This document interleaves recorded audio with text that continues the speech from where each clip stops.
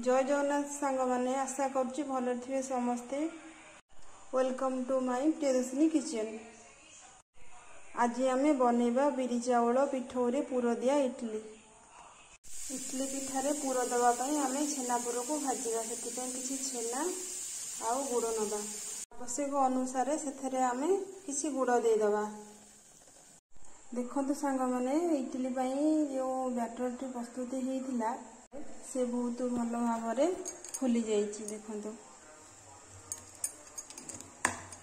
देखो सांग मैंने पिठा आमर पूरा रेडी हो जाइए। गोटे कप बिरी रे 1.5 कप चाउल दरकार।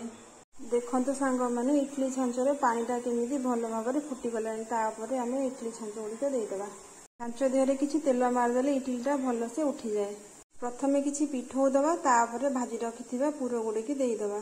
तो से पुर ऊपर किसी पिठौ देदेबा। सांग मैंने पुर दिया इडली पिठा 20 मिनिट भितर आमर होगला। रही जय जगन्नाथ सांग मैंने आशा करुच्ची भल थे समस्ते।